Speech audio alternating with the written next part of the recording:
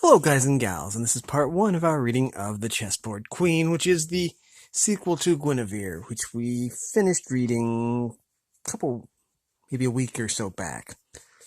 Anyways, this video is pending approval from the author, and if I don't get approval, then the video will go down, probably. Anyways, as always, pretty sure I have permission to do this. So anyways, this is by Sharan Newman, who also wrote Guinevere. So let's go over the copyright information.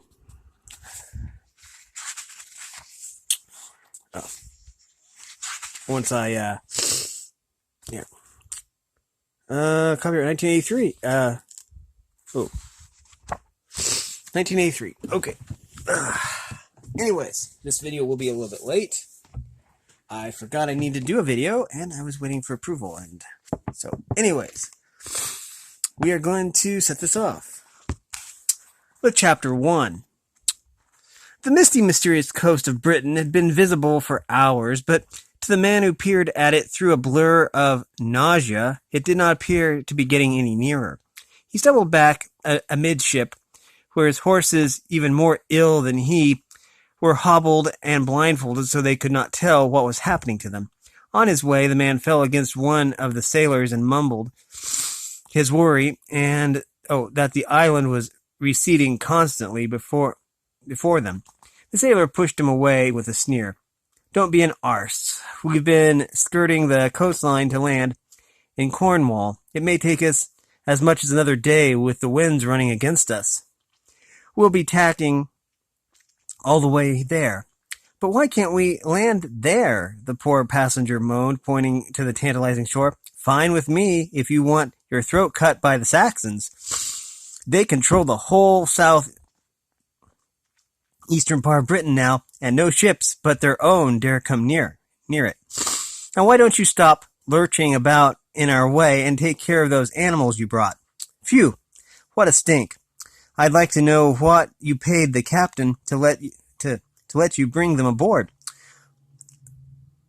Of all the fool ideas." The passenger was small, a full foot shorter than the sailor, and had to listen to his harangue for several more minutes before he could get away.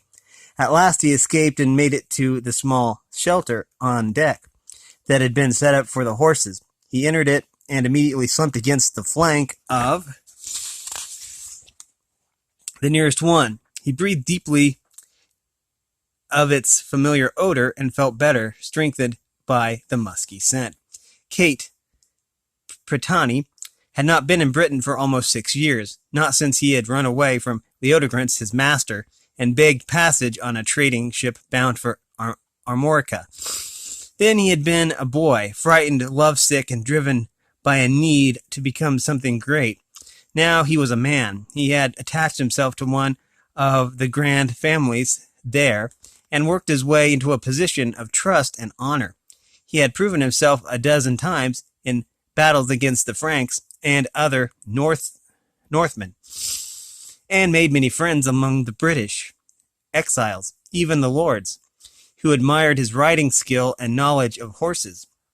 His dark, good looks and taciturn manner had also intrigued the women of the Lord's house. The fact that he never made any advances to them was fascinating, and his shy surprise at their interest very touching. Still, he was never such a fool as to offend a lady with rejection. He had learned a great deal about life as well as love from the kind and often lonely woman. Certainly, his life had been as successful as his most ambitious dreams. So why was he returning to Britain, to a place that offered him nothing, where he had been born only one generation out of slavery? His friends had tried to keep him. His own lord had offered to make him master of the horse, but he had refused. He had never meant to stay away so long. "They won't know me anyway," he reassured himself. "I've changed a lot, broadened in the shoulders. If I'm no taller, and the beard should disguise me well enough, who will remember me as I was then. They hardly look at me, and I must go back. It is my land much more than theirs, and I know things that Arthur doesn't, and she may need me." He clutched at the small leather bag round his neck. In it was an amulet made and blessed for him by his great-grandmother Flora, and around the amulet was woven 5 long strands that shone pure gold when he allowed them to lie in the sun, but they were softer than metal and finer than any goldsmith could work. He would not admit that those were the real reason for his return. Whatever happened to him, even to Britain, he had to see her again. Someday there might come a time when she would. He thrust the bag back under his robe. There was no point in thinking it. There were some things that Kate Brittany did not dare to dream. At last the ship reached land, anchoring in the lee side of a cove on the Cornish coast.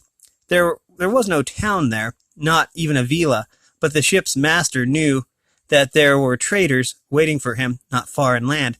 The goods he had brought were lowered onto boats and rowed ashore. One man stayed to guard them, while the others returned for the difficult job of getting the horses back to land. Kate had assured the captain that this would pose no difficulty. "I've made them each a canvas sling with a hook on the top. They can simply be lowered over the side as you do the other cargo." With the animals standing placidly at the docks, it had seemed logical. As they were hoisted into the air on the long wooden crane, he wasn't so sure. The nostrils of the first one lowered and flared in terror. As it landed in the rowboat, it snorted and reared. The sailors who were waiting to row them in leaped overboard out of the way of the hooves, leaving Kate in the boat alone. He managed to quiet it and released the sling. The second horse was even more frightened than the first, and it had to be carefully placed next to the other to keep the balance even. Kate heard the comments from the men hanging on the side. He tried to ignore them. These animals were precious to him, and he was not about to take their suggestions seriously. When the second horse touched the rocking boat, both of them started to go mad. They stamped and plunged in terror, and one of them leaped into the sea, kicking a large hole in the side of the boat as it did. Kate jumped in beside it, and it floundered and removed the blindfold, allowing the animal to see and swim for the shore. Kate then shouted for someone to unseal the eyes of the remaining horse. One man managed to pull the cloth away as the second animal entered the water, capsizing the boat. The captain stood on the prow of the ship, shaking his fist in fury and telling Kate in no uncertain terms what his fare would be when he was caught. Kate could not make out the words above the wash of the waves, but he knew that it would be well if he and his mounts were far away by the time the sailors managed to land. They came ashore somewhat west of the place where the trading goods had been left, and so avoided the guards. Kate hurried the horses away from the coast, up a narrow rocky trail. A few hundred yards away, the forest began. Even within its shelter, Kate feared discovery. He led the animals farther into the woods, avoiding the traveled paths for several hours. Although he knew they were exhausted from the swim and dangerously cold and wet, finally he realized that they could go no further. He had begun to search for some form of shelter when he smelled a campfire nearby, and the thought of warmth drove him to risk investigating it. He saw only one man sitting on a log near the fire. His dinner of freshly caught rabbit was sizzling on a spit made of his short sword. Kate peered around looking for evidence of companions, but there seemed to be no one else. The aroma of the meat reminded him that he hadn't been able to eat anything in the whole 3 days of the Channel crossing. He studied the man. He was big, well-muscled, and held himself as if he was used to sudden action. But he was whistling merrily, and that decided Kate. He stepped into the clearing, facing the man, and raised his hand in the old salute. "Hail, friend," he called in the voice sounded as waterlogged as his boots. "I am a fellow traveler in need of company and a warm fire. Will you share yours?" The stranger looked up at him and smiled broadly. "Surely, friend, you appear to have waded a river up to your neck. Come and dry yourself. I've a spare cloak in my pack. Wrap yourself in that and lay your things by the fire. There is meat enough for two. I shall be glad of company, but I would be grateful if you would give me your word that you will not entertain me with song. I have journeyed for the last month with one who never stops singing, and I am willing to do almost anything else to pass the time." Kate grinned and began settling his horses and himself. "You needn't fear. I have been told that my voice is preferable only to that of a toad. Therefore, I take the hint and only play the part of audience to music. An important part and highly underrated. We should get on well. Those are fine animals you have with you. Are you planning to sell them? I know where you could get a fair price." Kate was busily rubbing down the horses and covering them. Their harnesses and packs he had tied to them had not been lost. The leather bags had protected the blankets and were wet only in places. His careful attention displayed how much he loved them. They are excellently bred. They will look even better when they are rested and combed. But no, I have not thought to sell them to anyone. This one, Cleo, is mine. I helped him. Oh, no, Chio, sorry. This one, Chio, is mine. I helped him to sell them to. I helped him into the world. Set him on his legs, trained him. I could not part with him. The other, Nera, I raised as carefully. She is intended for a lady to ride. I had thought to use them both, perhaps to catch the attention of Arthur the king, and I would make Nera a gift for him if he would consider hiring me as part of his court. The man regarded him with interest. "So, you are one of those who hopes to join Arthur's mysterious Knights of the Round Table. He hasn't officially started it yet, you know, though hundreds of men have come to him in hopes of being selected. It's said that he is waiting until his new city of Camelot is built, at which time Master Merlin will somehow cause the table to appear from its hiding place, and this society will commence. I don't know about that part, but I do know that most of those who come to Arthur are not kept on, but told to search for abandoned homes in town and villas and rebuild them, to reclaim the lands that have been lost. Nera is beautiful, but I don't think she would be accepted as a bribe. Arthur does not even consider them." Kate finished covering the horses and stood between them, his arms resting upon their necks. He frowned. "Bribe is a cruel word, and untrue. I would not shame myself with such a deed, but every man needs something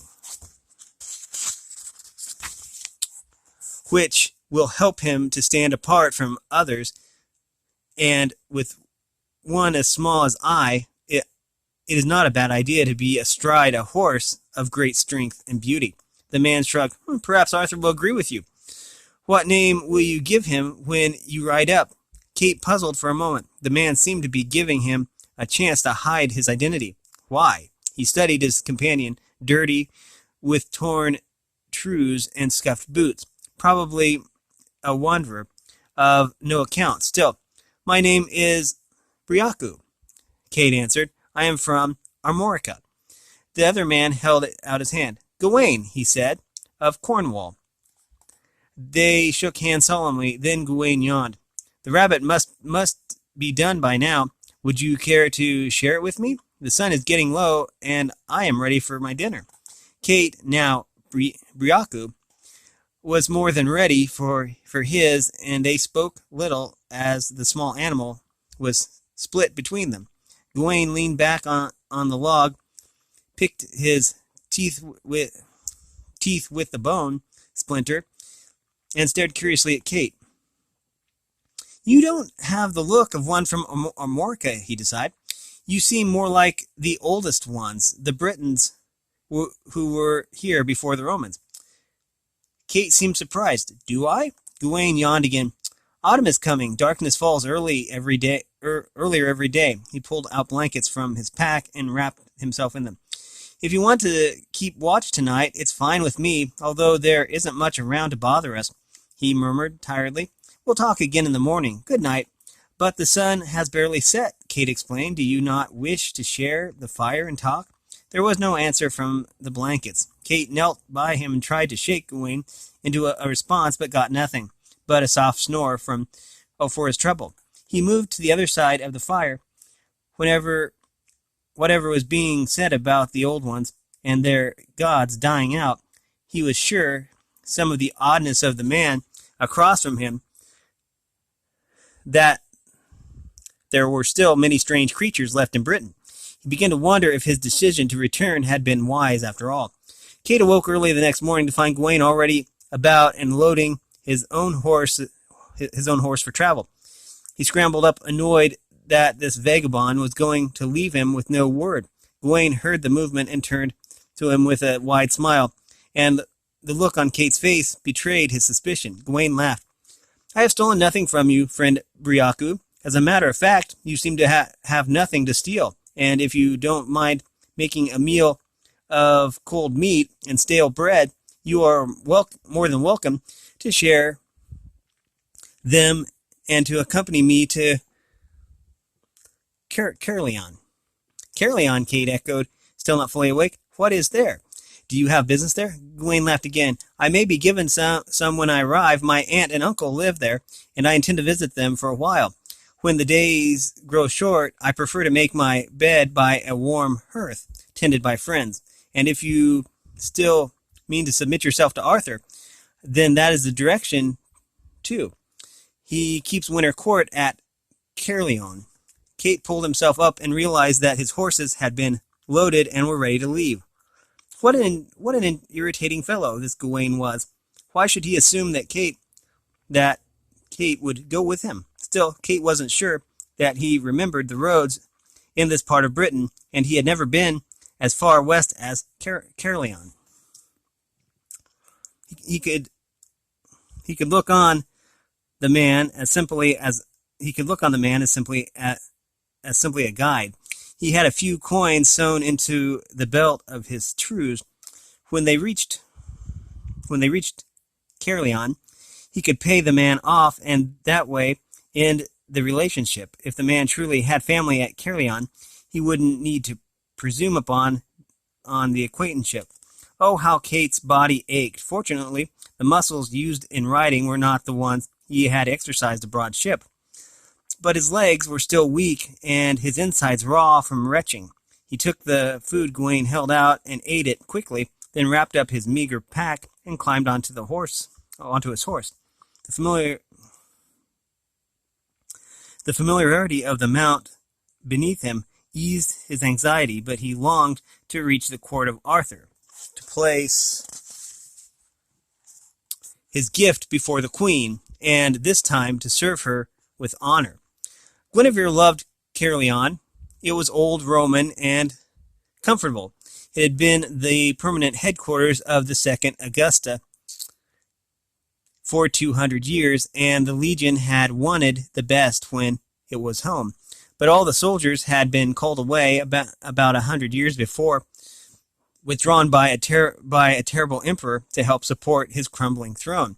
Or had they gone with one of the British generals who claimed the purple, like Maxon Ledig? Guinevere could never remember, but they had gone, and the fortress at Caerleon had lain empty, lonely, haunted perhaps, until Arthur had remembered it and set to work to restore it as his winter capital. It had been just another enigmatic relic of a greater age. Arthur had seen it with the same military viewpoint the first centurions must have had. The strategic reason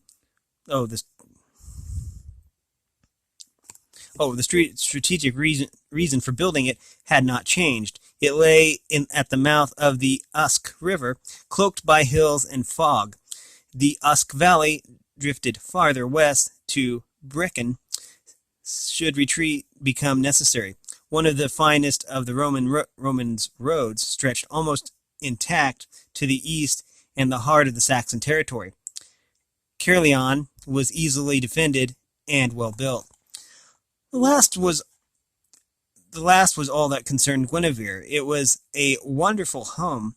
Everything was there: living quarters designed for various ranks, granaries, kitchens, workshops, and bathhouses, two of which were still in working order. The rooms were solid and warm, and in the valley below there was a town which had somehow managed to survive the abandonment of the legion. Guinevere leaned over the edge of the tower to admire it again. Just a few streets lay below, but it was neatly planned, with a forum in the center and a church at the far end of the main road. There were even shops there. Guinevere had never been to a town except for her marriage in London. The shops amazed and delighted her. People living down there made pots and pewterware and woven cloth and baked sweet cakes. She could wander through the shops and choose whatever she wanted. On her father's estate, these things had been done to order, often by itinerant craftsmen. There had been little chance to select. Her whole family's work at their trades. Here, her whole family's worked at their trades and grew in skill from childhood. It was wonderful to go down there and wander through the forum, hearing the sellers' cries, watching a juggler or tumbler. Since Arthur had brought business back again, the old roadhouse had been refurbished with public baths.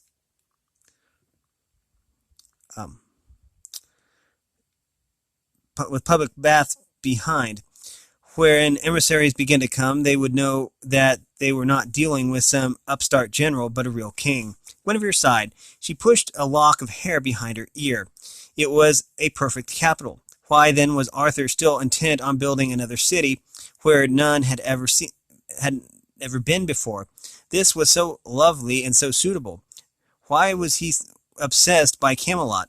He had tried to explain it to her many times. I must have a place that is mine, that no other lords has set his mark upon. I will not be lost among the hundreds of rulers, names on a list in a saga, nothing more than a row of candles in which, if one be blown out, the light would not diminish. There must be a sign for the ages to come that Arthur ruled here. That my dream did not simply flow into thousands of others and drown. Camelot would be my city and the symbol of all that I am trying to accomplish in Britain, and it is there that I will set the round table. She could hear him now, even above the wind and the calls of the birds. She couldn't understand it. He was a great king. Why would it matter where? Dimly she felt that his need for a visible manifestation of his reign was somehow tied to her and her failure.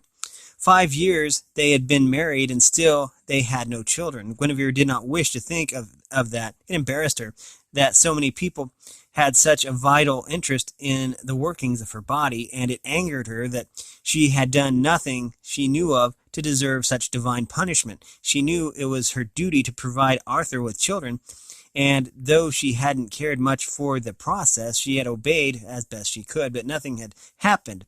They had consulted doctors, witches, oracles, and priests, but no one could help them. Although Arthur swore that they were still young and they had not given up hope, he had become more and more determined to build his city as each month passed. He was at Camelot now, checking plans and inspecting the work with Merlin. They were both probably totally happy. Guinevere shivered and pulled her cloak more tightly about her. Then she threw it open and leaned dangerously over the edge of the tower. Had she seen it? Yes, she was sure. A blaze of yellow and an old checkered cloak. Gawain was back. At last, someone to play with. She waved to him, but he was too far away to notice her. He and a companion were picking their way through the vendors, leading another horse behind theirs. Who was that with him? Not Giraldus. Guinevere knew his old nag from any distance, and this man rode a horse as strong and and elegant as any she had seen. Perhaps he was one of those who come to try for a place in Arthur's special cadre. The Knights of the Round Table had sounded very silly when she had first heard Arthur explain it. What was a knight, anyways? But she was, excuse me, but she had finally agreed that Arthur had been right. As soon as men heard that it was a select group of the best Britain could offer, they came from all over the island to attempt to gain admittance. Even the sons of some of the lesser kings, who refused to recognize Arthur as overlord, appeared at Charlion, willing to relinquish their inheritance to become knights. There were even some who came not from Britain, but from Armorica and even farther east. How they had heard of Arthur, she didn't know, but they swarmed into Carlion and to London, begging for a chance to see him. Now Gawain was bringing another. Guinevere wondered idly where he had come from. Odd. There was something familiar about the way he sat on his horse. Could he have visited her family before she married? Oh well, it didn't matter. Why was Gawain taking so long? He could have come up the side road, bypassed the town, and been there by now. The riders definitely disappeared into the shadow of the fort. Finally, he was coming to the gate. Guinevere picked up her skirt and ran down joyfully to meet him. This is going to be a little bit of a short episode, and that's going to be for several reasons. The first being, this should have gone live 10 minutes ago, and it's already late. The second is, the next paragraph is going to be really long, and I don't think I have time to actually read it. So, we've been reading from The Chessboard Queen, by Sharan Newman, and I hope I have permission to read this on my YouTube channel. If not, I will be replacing it with some other content. Anyways, if you like this content, make sure you like and subscribe, ring the bell so you know when I upload. And if you want to support me in any way, all that information will be in the description below. As always, this book, the Chessboard Queen, Guinevere, the first book in the trilogy, and Guinevere Evermore, the third book in the trilogy, is still for sale if you are interested in picking that up. Most booksellers should have it in stock. Anyways, thanks for watching, everyone, and have a great day.